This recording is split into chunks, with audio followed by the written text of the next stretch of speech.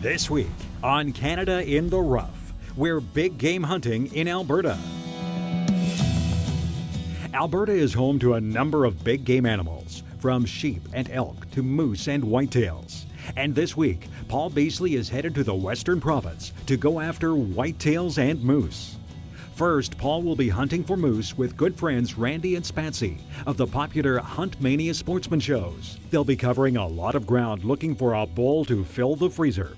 Following Paul's moose hunt, he'll be headed to central Alberta to hunt with some other good friends, Jason and Jody, for some big woods whitetails on public land. But Paul will have to battle through some extreme winter conditions during all-day sits if he hopes to put some venison on the dinner table. Join us for Alberta Bulls and Bucks this week on Canada in the Rough.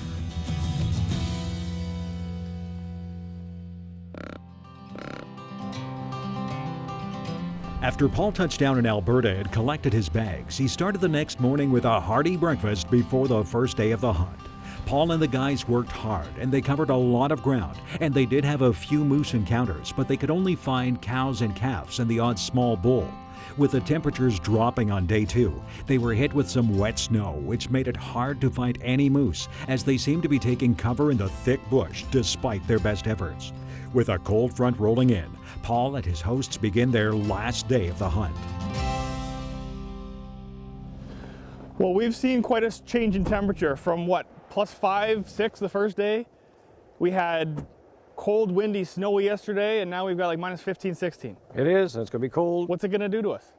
Well, we're hoping the moose are going to be coming out today because they want to sun themselves and get warm. Maybe we get lucky, we'll watch them coming off, see what bush they're going into, we'll set up on that bush, and they'll just walk right by us and we'll get them with the bow. All right. If that fails, we'll use a rifle. It may come down to that. Better to have a moose in the freezer than no moose at all. All right, well, let's get hunting. Let's get hunting.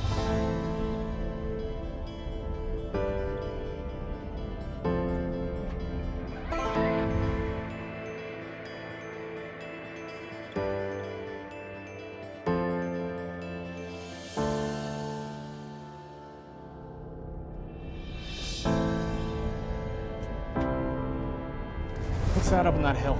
2 fields over. I see it, yeah, I see it. Okay, there's something out there. Yeah, there is something out there. It's moose. It's 2 moose. They're bulls, guys. Not monsters, but But it's the last morning, and I say we make a move on them. What do you guys think? I think that's a great idea. I think it's a good idea. You know, I think if we were to go down here to this bush line, The one on the right over here? yeah, just on the right, just on the left, right there, and just come off that tip, follow that fence line across, and get in behind that knoll that has that snow on top of it there. I see what you mean. We could pop over that knoll and we would have a really good whack at them right there. But you're still looking at least a 300-yard shot. Yeah, I don't think we're going to get any closer than that. They're just too open. it's where they're right in the middle. Well, hey, it's worth a try. I mean, we're down to the wire. We don't have much time left. Let's make a move on them.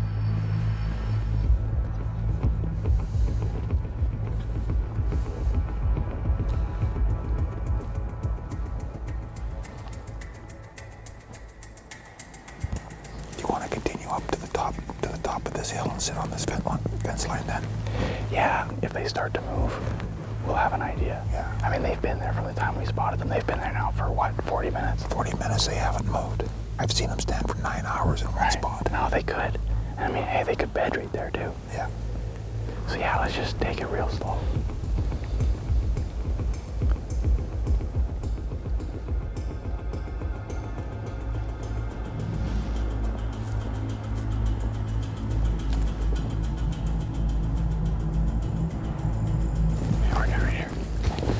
You're going to need your rifle for this. This is a 300-yard shot. Yeah, you're right, eh? It's kind of a do or die. Yeah.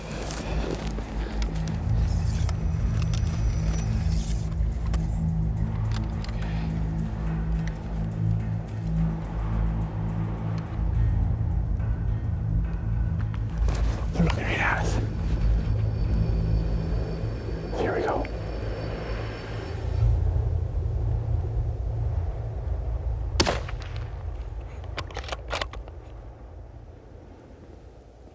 He's going down. Randy, we did it. We did it. Wow, that was incredible.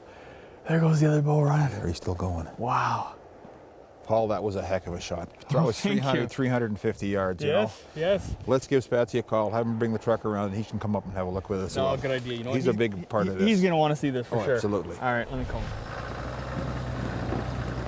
There he is. There he is. He's here. Yeah. You You must have been close. Wasn't too far away. That's excellent. Awesome. Look at this. Oh, man. You know, he looked a lot smaller from back there. I don't think there's ever anything small about moose, is there? No, All right, let's grab onto this rock here. Ugh. A little bit big, isn't he? Yeah, they're always hard to manhandle. Well, he is a cool little bull. He, not a bad Alberta specimen. I mean, there's a lot bigger, but you know what? I mean, we were trying with the bow first. The weather conditions just are not very conducive out here to bow hunting in November. No, they were, yesterday, that snowstorm that we were in, it was just absolutely brutal trying to be out there. It was. That was an awesome stalk, guys. I mean, you were an hour and a half, maybe 2 hours on this moose. It was just awesome. Well, thank you. It was an awesome hunt, and I really appreciate you guys inviting us out here to Alberta. I mean, it's not every day you get to shoot an Alberta moose, so it's a real privilege and a pleasure to be able to spend the woods with you guys, and we can't thank you enough. I guess we got a lot of work ahead of us, though. Pleasure having you. Well, thank you. Well, actually, I've got a dinner appointment, so I thought I'd leave you and help you out here. Well, good thing for me, it's only lunchtime. You'll still make your appointment. Well, we'll get them tagged up, and we'll get them back to the house. You betcha.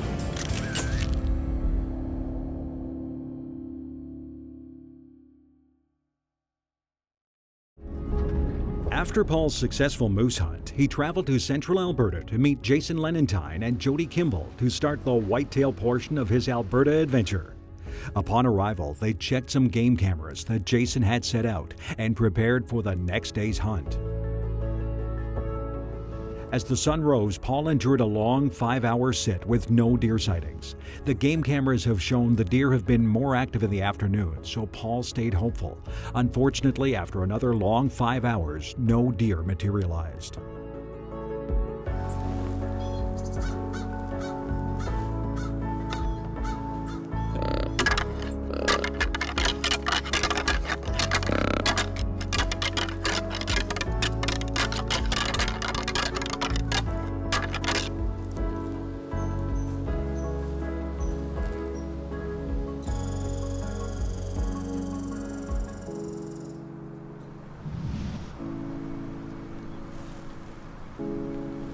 There's a buck right there about 80 yards away. It's a shooter too.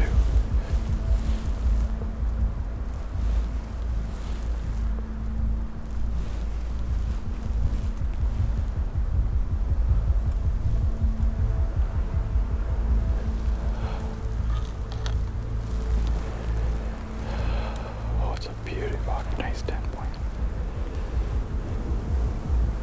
He's not coming. I gotta give him a call.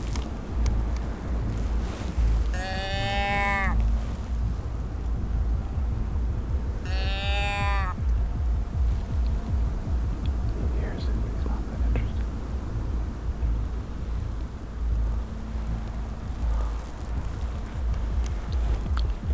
Try a grunt.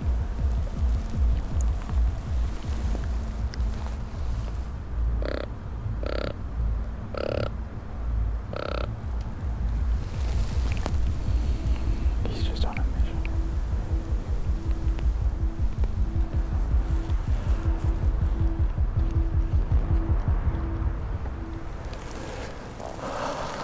I have no idea why that giant buck would not come in.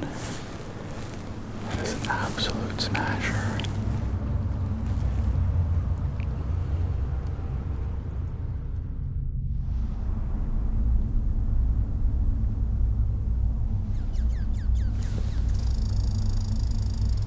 Over here.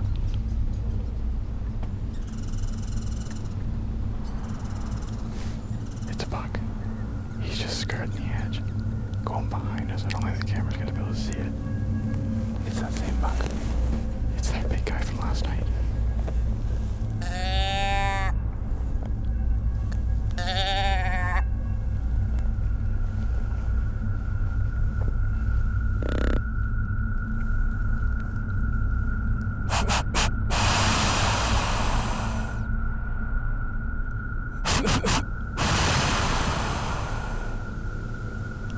It's so frustrating.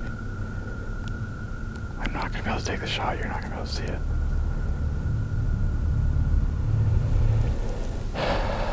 So disappointing to see a world-class buck like that twice and not get a shot.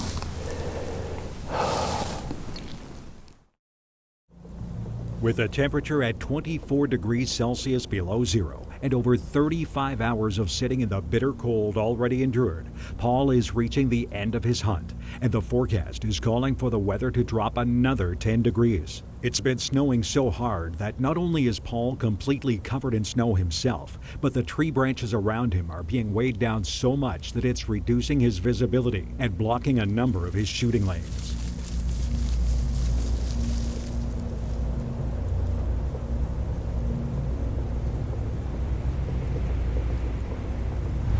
Buck, it's that Big 10 coming right in the same spot he came the first day.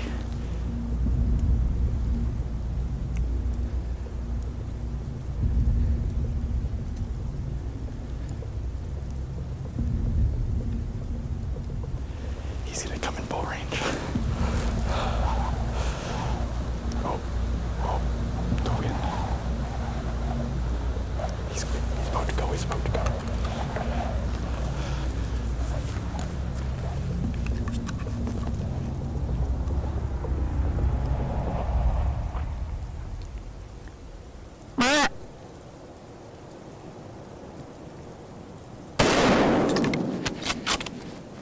And he's down right there. Oh my goodness.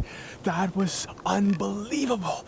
I can't tell you what a feeling that was to watch that buck step out of those woods. It is like between 12 or 1 o'clock in the afternoon here. This is the third day we have seen this buck. That great Big 10 point. The first day I was trying to get him with the bow, thought I could call him in for sure. He doesn't come in. I was heartbroken to think that I just missed a chance. The next day, he walks in behind us over here. Camera can't see him. I can't take the shot. It has been absolutely freezing. We've had snow nonstop overnight. We've had like a foot of snow come, and at 12 in the afternoon, this buck comes walking in all by himself. Absolutely unreal. I thought for sure he was gonna come within bow range. Well, he was. So as he's walking in, I'm grabbing for my bow. Just as I'm doing it, I feel the wind at my back. I turn and look, and sure enough, his nose is up and he's looking right this way, and I see the muscles in his shoulders start to ripple. So I'm like, oh, I'm not giving up on this buck. I'm not losing him again. Throw my bow on the hook as quick as I can, grab the rifle, stopped him in the last hole that I had, and laid it on him. I have got to text Jason now. Thank goodness for satellite devices.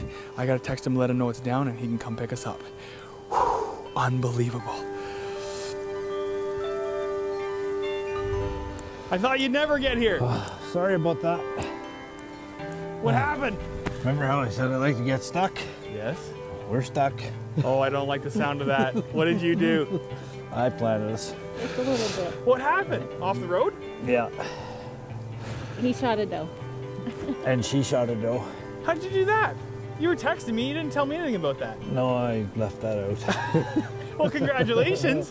That's awesome. Yeah. So we got 3 to gut. We got 3 to gut and a truck to get unstuck.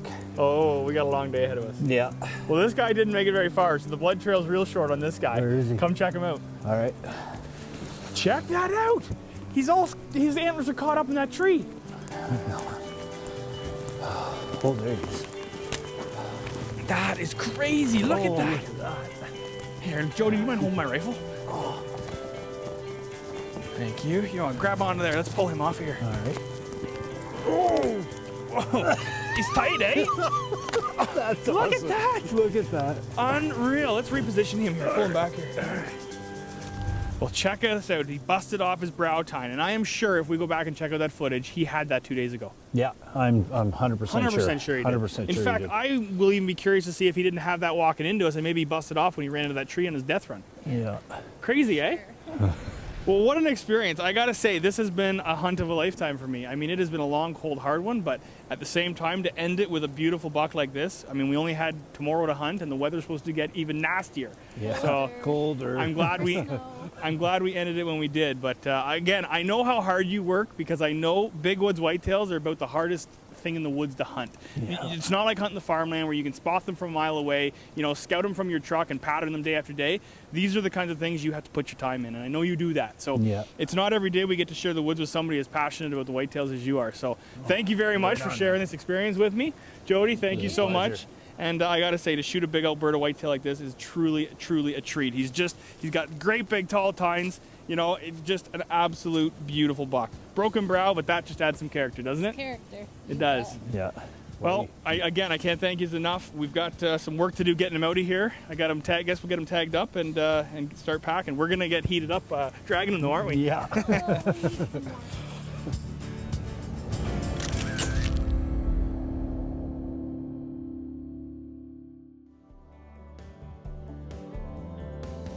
Hey guys, thanks for watching. Hope you enjoyed this video. If you did, give us a like and don't forget to subscribe to our page so you don't miss out on upcoming videos. Also comment below with what you'd like to see next, and don't forget to follow us on social media so you get to see all of our adventures across Canada.